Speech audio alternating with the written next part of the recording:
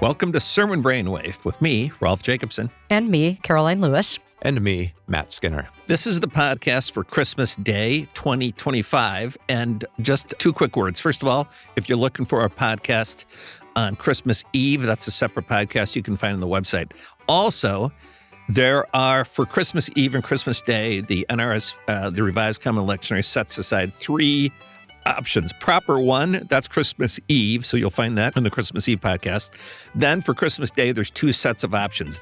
We are using the text for Proper 3. John 1 through 14 is the gospel. So the Old Testament lesson is Isaiah 52, the Psalms 98, Hebrews 1 through 4, and you can add verses if you want. And then if you are looking for a podcast on Proper 2, you can go back and listen to people last year or a few years ago or whatever. So what are we there's going to be a now? quiz. There's a quiz. Proper 3. So this is Proper 3, and there's going to be proper. a quiz on everything I just said. All Okay. right. For what day is Proper 1, Karoline? Christmas Eve. There you go. You were My birthday. Yes, exactly. All right. So Happy let's. birthday. Oh, Is what? there any way, Matt, to avoid John 1?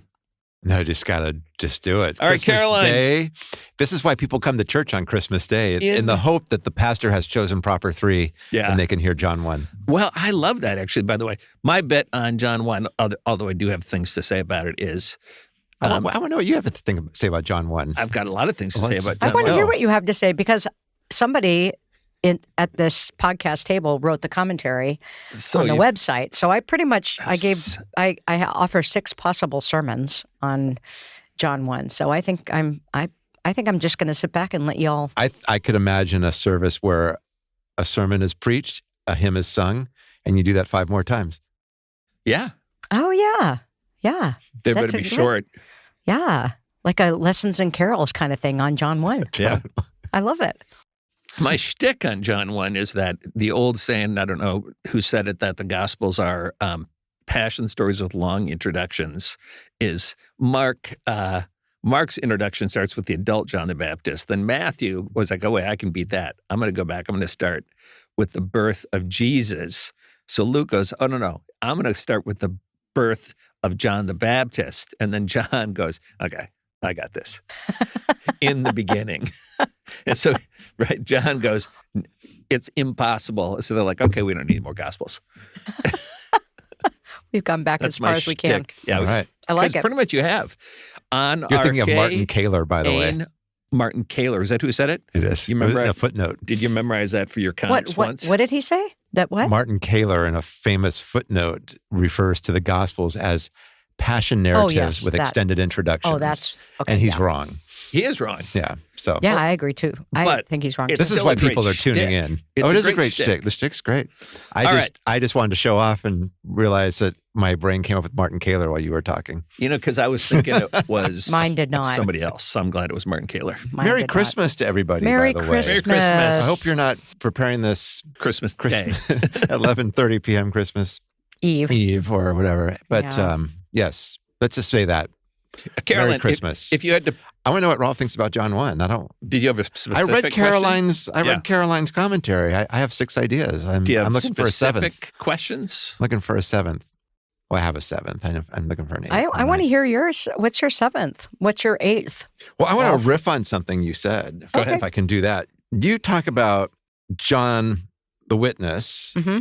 known by some as John the Baptist, others as John the Baptizer, Mm-hmm. and how that feels out of place to some people with, starting in verse 6 here, that Right. it seems Verses to break. 6 through 8. Yeah, it seems to break Yeah. the flow of this prologue. Right. And you talk about that a critical response to Christmas is witness. In other words, you say Christmas is just getting started for those who confess Jesus as God who has become flesh, which I found really helpful. You probably have said this before, but I wasn't listening. It took me reading this again here in 2025 for this to come through. And I like that because so much of Christmas is, and rightly so, here is the message of good news. And this is all initiated by God, and God does it. We've talked a little bit about human response. Fourth Sunday of Advent, we talked about Joseph, for example, and of course, Mary's response is famous in the Annunciation in Luke's Gospel. Mm-hmm. But here you've got somebody in John who recognizes that the message has to be told, has to be pointed out, has to be amplified or whatever, which I also liked. So to remind people that, yes, Christmas is a moment of peace. There's a quiet to it. There's a joy to it that doesn't need an application. But there also is finally what Howard Thurman referred to in a poem as the work of Christmas. In other words, what is Jesus going to do? And we'll get to that in Epiphany, of course, when Jesus starts to make a splash. But what does that mean for us as well? And so I just find that interesting for a preacher who wants to go there, that John gives us a glimpse here in these verses of where this story is going to head. And it's going to require something of people who are willing to follow, speak, whatever you want to talk about, serve, et cetera, et cetera. Again, I wouldn't do that in every setting on Christmas Day, but there are some settings I can imagine that being a very helpful sermon. Yeah. What are you going to do when you put the lights away? Yeah. And what is your response? And then what I also think is important with that, like you said, this needs to be said out loud, is that's the model that you get going forward in John, where you could say, well, what do you mean give witness, right? Or what do you mean to testify? Well, the woman at the well, come and see. And then, of course, Mary Magdalene, I have seen the Lord. And so that Christmas witness or Christmas testimony is, I have seen the Lord. And this is how I've seen the Lord. This is how God has chosen to reveal God's self. And so the witness is not about understanding Christmas, making sense of Christmas, persuasion of Christmas, as we sometimes think about giving testimony or witness or whatever. But it's narrating simply, I have seen the Lord, come and see. And what would that Christmas witness look like and sound like going forward? If you were preaching from the proper two texts, perhaps. A similar thing happens with the shepherds in Luke 2. Yeah. After they see the newborn Christ, they tell everybody what they've seen. Yeah. You cannot not. You cannot not. They aren't necessarily theologians who have got all the answers. They just have an amazing story to tell. That's it. We have an amazing story to tell. That's going to be the title for my sermon. We have an amazing story to tell. What's your number 8 idea, Rolf, on John? Well, I mean, I don't know if it's any different than one, but the idea of life,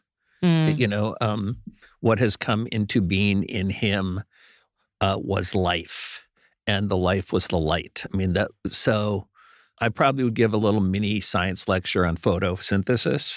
That would be riveting. That'd be on Christmas really Day. Dumb to do. And it's a little weird to be talking about light if this is the Christmas Day service, so it's not a darkness service when it would actually kind of really be great. And then we could sing, This Little Light of Mine. John 1 is great on Christmas Eve. It would be. It is great. It's a great text. But then you can actually still do this. I mean, these services, Christmas Day services, are kind of, most churches don't have them anymore. Those that do, you get the old corporal's guard, meaning a small contingent of loyalists that come. So I think you can on Christmas Day preach a lot more catechetically deep, because the people that are coming are usually really the most well catechized and motivated. So you could do this. But the idea that there is something about our celebrations of Christmas that make memories and where people really feel alive, deeply alive. You think back to your own memories think back to, what's your memory of 1979? You probably can't remember very many things, but you can remember Christmases from your childhood, those sorts of things. You weren't born yet in 79, Karoline. So as someone who just turned 39, I realized I should have picked a more recent day. But I think the connection of life is really what I'm most drawn to in this gospel. And of course, it connects to the end of the gospel, and it connects, is it to John 8 or 10 about the abundant life? John 10:10. Yeah, John 10:10. They came that they may have life and have it abundantly. Yeah. So do you have more than 6, Karoline? I don't think I do right now. I mean, I just, all right. yeah. How many do you have on Isaiah 52? Well, I'm working on it. I do think that just some of the things that I already said, I would probably do that again. But Isaiah 52, Say 52. I mean, one of the interesting things about it is where our term "the gospel" comes from. Yeah. That masculine nominative singular participle in Hebrew of evangelizo. Not in Hebrew. No, I know, but I mean, in the Septuagint. Yes. You mean Jesus' version of the Bible, the version of the Bible Jesus read? Yeah. Yeah. Mm-hmm. Right. Oh, Rolf's not happy with that. I can see in his eyes. We don't know if he knew Greek. We don't know if he knew Paul. Greek. I think it's the version of the gospel Paul read. The one who brings good news, or the one who. And we deep dive Old Testament scholars call it the Old Greek. Septuagint is technically only the term for the Torah. There you go. I know, right? Jesus certainly Matt knew rolled some his Greek. eyes. This is really going to preach Jesus too. certainly knew some Greek. I'm thinking the way we also know Jesus was literate, but that's, again, send your emails to klewis001 at... What? However, so the term comes from the messenger who brings good news. It's that participle. The one who brings good news, yes. So how beautiful on the mountains are the feet. I mean, that part is weird. But clearly, I mean, I've heard terrible sermons on this text that I don't want to recall who preached them. I remember, that's the kind of thing. But the point is, it's about the message. It's about what you bring. Mm-hmm. Are you bringing the announcement of the birth of the Prince of Peace, the good news, salvation, that God reigns? So whether or not you're going to preach on this text or deal with it, this is a promise about you, working preacher, that you are beautiful because you preach the good news. I think you've got texts that lead into song. And so here's a text you can read early on in the service, together. Especially looking at verses 8 through 10, and just say, this is about declaring something with full-throated joy. And we got some hymns that can do that. And you know what I mean? Just to describe a bit of that, especially how this comes out of language of ruins, comfort, redemption. The Lord has bared his holy arm. That sounds interesting. Interesting image, right? Before the eyes of all the nations. Sleeves optional. Of this. He's flexing. There's a flex here, that the kids used to say, that is meant to say something about this is our God. And I'm not into talking about divine power as always muscular force or something like that. But there is something here that's meant to say, how you like me now to the nations, right? For an exiled people who have suffered. The kids would say that God is built different. There you go. But this is coming out of what's been a national humiliation that's lasted for, what are we talking, 60 years, 50 years? Yeah. And here's a way of saying, like, our God has not forgotten us in the midst of all of that. And so I want to be careful how that language can get used, but at the same time, it's important language to talk about a God who will vindicate God's own self, doesn't need us to do it for God. Yeah, and going back to verse 7, the one who brings good news. And what is that good news? It's in part, your God reigns. That's the good news. That's the gospel. And when you look out and you say, how can that even be possible when you're still in Babylon. exile? You're still in Babylon. Yeah. You're in exile. And you're like, no, that can't be true. Yet that's the announcement. And the way in which Christmas is that announcement. Our God reigns, right? Our God is present, even in the midst of what doesn't look like as possible. We have a psalm commentary from a promising young scholar. Promising young scholar. Psalm scholar. Yeah. If we want to talk about that. I think it's mostly helpful background for thinking about what it is to sing. I mean, that's kind of how I wrote it, for thinking about what it means to sing a new song, since the psalm talks about the new song, and the new song is a song of response to divine intervention. Yeah. So, which I like that. It's not, you've taught me about that. This is not about saying, hey, we need new language to talk about old things. Right. Mm-hmm. It's God is still doing things. God is still revealing God's own self in new ways, and therefore we need language to talk about that. I think that's a new understanding for me. Has been. I would maybe, is it all right if we go to Hebrews? Yeah. I would maybe tie in Hebrews verses 1 and 2 to John. in that long ago God spoke to our ancestors in many and various ways by the prophets, but in these last days God has spoken to us by a Son, whom God appointed heir of all things, through whom God also created the worlds. And to me, that has a resonance with 1:1. In the beginning was the Word, and the Word was with God, and the Word was God. All things came into being through him. So there's this, cosmic claim here that is also cosmic claim of God's createdness and God, who God is as creator, but also continuity of what's happening at Christmas, to emphasize that from the beginning, but also from the beginning of God's relationship with God's people. And God is continuing that relationship in any way possible that God can. And so that's what I would do with the Hebrews text. You know what I would do with it? What? I'd use it liturgically. I'm not kidding. Yeah.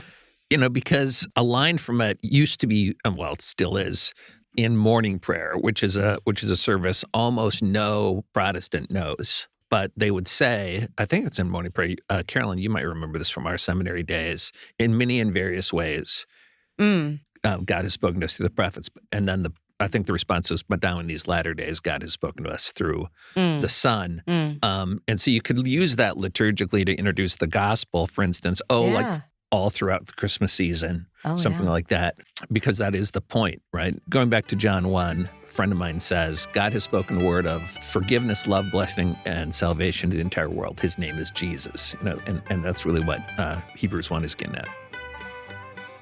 Sermon Brainwave is a production of Working Preacher from Luther Seminary. Working Preacher has been a trusted source of inspiration, interpretation, and imagination for preachers worldwide since 2007. Find episodes, commentaries, and links at workingpreacher.org/brainwave. And subscribe to Working Preacher's monthly newsletter for RCL preachers by clicking on subscribe in the website footer. Please rate, review, and comment on YouTube or your favorite podcast app. And thank you for joining us.